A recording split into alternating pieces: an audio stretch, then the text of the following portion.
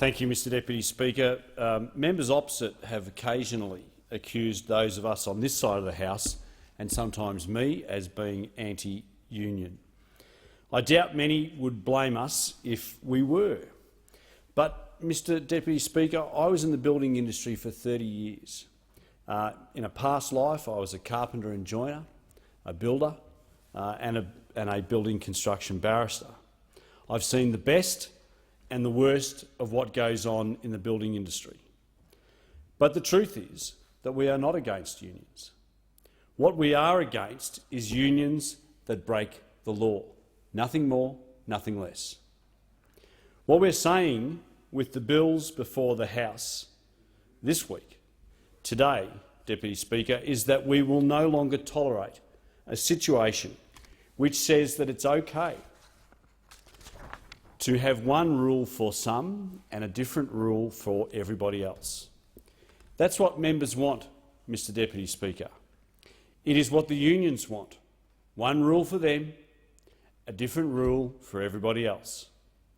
We have seen this time and time again. When two corporations want to merge, members opposite are the first to scrutinise the merger and ask whether it is in the public interest that these companies be allowed to act as their shareholders direct. When two unions want to merge, even if one of those unions is arguably the most lawless this country has ever seen, members opposite reject scrutiny and insist the union must be allowed to do whatever it chooses. When a corporation or an individual business leader breaks the law, members opposite are the first to call for severe and harsh penalties. They are the first to condemn any political party that may have taken donations from that corporation or indeed that individual.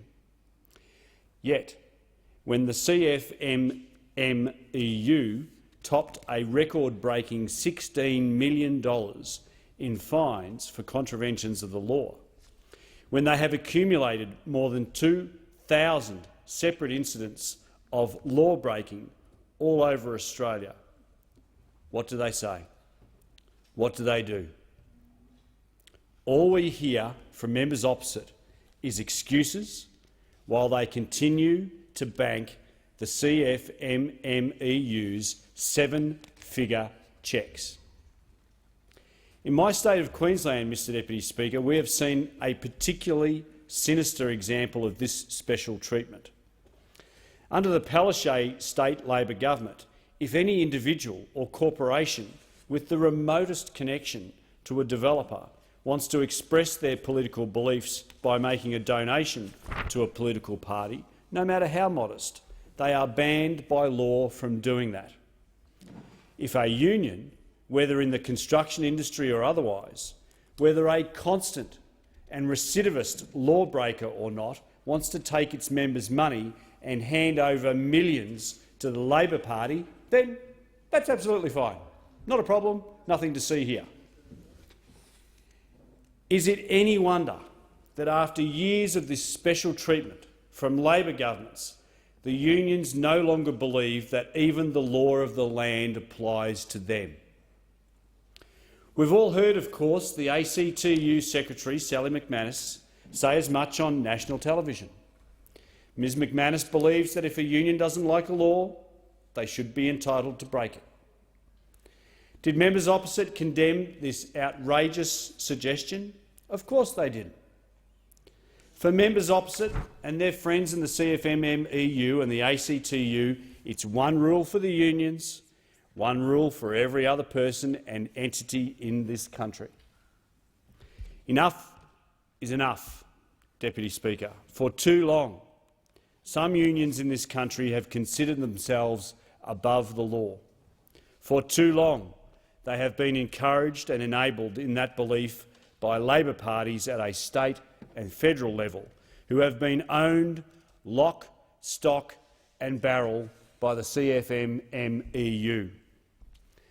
This legislation, in combination with the raft of other measures that the coalition has introduced in this area, will help to end that perception and curb the illegal behaviour in workplaces all over Australia, which is threatening the very integrity of our rule of law. Firstly, the bill permits the federal court to cancel the registration of an organisation on a wider and more streamlined set of grounds.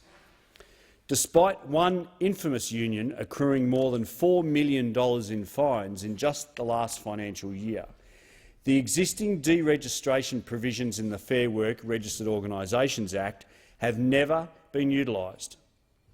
Under the new bill, it will be easier for the federal court to make such a cancellation on the grounds of unlawful conduct, serious criminal offences, repeated breaches of industrial laws or illegal industrial action. We all know how necessary this amendment is and why. The CFMMEU remind us, it seems, almost every week. With more than 2,000 separate incidents of law-breaking to choose from, it is difficult to select just a few examples of the CFMMEU's illegality. But one in particular stands out in illustrating exactly the kind of entrenched belief in their immunity from the law that this bill will help to stamp out. Mr Deputy Speaker, at the Barangaroo site in Sydney, Union Delegate Peter Genovese was suspended from his job for throwing a punch at a site manager and threatening to kill him. Anywhere but the CFMMEU, these actions would have resulted in that delegate's immediate termination.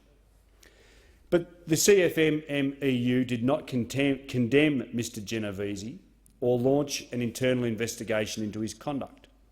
They doubled down on it, and in the most dramatic fashion. Then New South Wales Secretary Brian Parker and his senior colleagues responded by leading 1,000 workers in illegal industrial action which shut down the site.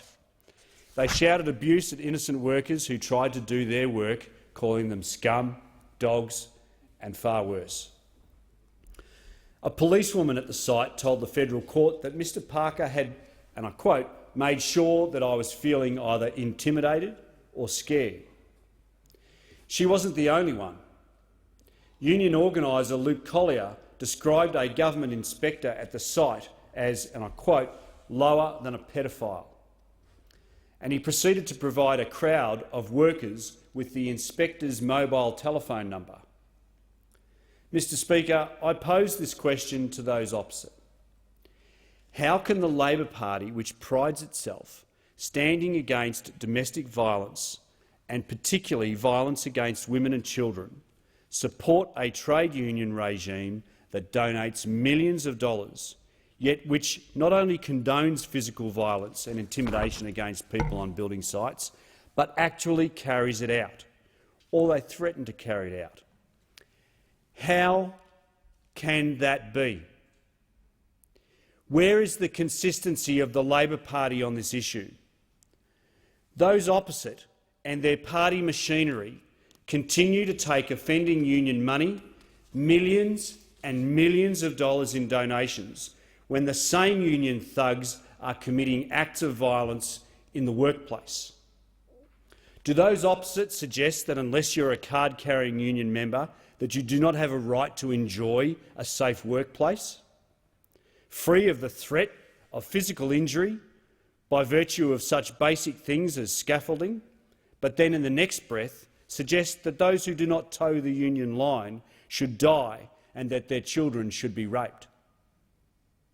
What about the mental health of those people whose lives and livelihoods are threatened every single day on building sites around this country? What about that of their families?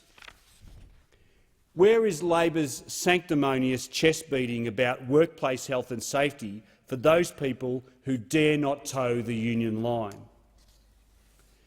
When the dust has settled and the CFMMEU had received a record single fine of $1.7 million, was the union's current leadership contrite? Are they any more fit to lead a registered organisation than their colleagues? I think we all know the answer to that now, Mr Deputy Speaker. Dave Noonan, the National Secretary of the CFMMEU's Construction Division, said the laws are rotten and they need to be changed. In Queensland, disgraced former state CFMMEU President Dave Hanna demonstrated the union's attitude perfectly when he illegally entered a worksite in Fortitude Valley. Having given the finger to one site manager and threatened to bury the mobile phone of another down his throat, Mr Hanna stated, "I can do what I like." As Justice John Logan said in his judgment in that case, the CFMMEU cannot expect to remain registered in its existing form. How right Justice Logan is.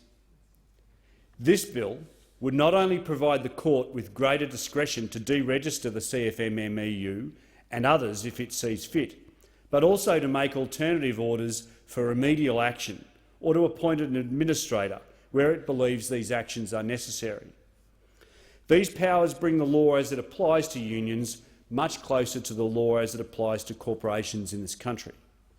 No longer will it be one rule for unions and another for everyone else. I hope what we do today will force the CFMMEU to change their ways. If they do not, personally, I hope that the court will see fit to use its new powers to stand up for workers and to deregister this rogue organisation. Secondly, the bill makes it easier to disqualify people who are unfit to hold office in a registered organisation. If you are a criminal convicted of a serious offence, you cannot be a company director. This bill ensures that union officials must abide by the same rules by introducing an automatic disqualification for those who have been convicted of serious criminal offences punishable by 5 years or more of imprisonment. However, during the Hayden Royal Commission and in many court cases since, we have heard countless examples of union officials who don't commit serious criminal offences but who breach their duties, abuse their privileges, act in contempt of court and engage in repeated acts of blackmail, extortion and coercion. We cannot permit that behaviour to continue. This bill would help to control unlawful thuggish behaviour by allowing the federal court to disqualify officials from holding office where they have contravened industrial laws, repeatedly failed to take reasonable steps to stop their organisation from breaking the law, or where they are otherwise not a fit and proper person to hold office in a registered organisation. Mr Deputy Speaker, all in all, I imagine there are a great many CFMMEU officials around Australia following the progress of this legislation closely and reflecting very carefully on what they have done. They know that after we pass this bill, no longer will it be one rule for unions and another for everyone else. They know that they are going to have to clean up their act or face real consequences for their actions, because they know that today there is a federal government in this place which stands up for workers and which, on their behalf, will not tolerate these lawless bands of thugs any longer. Mr Deputy Speaker, I have been, as I said at the outset, at the start of this speech, I've been involved in the building industry for 30 years. I have seen the worst of union thuggery on building sites when I was a young apprentice. It's time for those opposite to take heed of the warnings, to stop the thuggish behaviour that goes on building sites whilst they take the millions and millions of dollars from organisations like the CFMMEU. Mr Deputy Speaker, we have no quarrel with unions. I have no quarrel with unions. I was a union member myself. I had to belong. I had to join the CFMMEU, as I'm sure my friend did as well, because we needed to get a job. And in those days, if you wanted a job in the building industry, you had to join a union. But we have no quarrel with unions, only those unions who continue to break the law.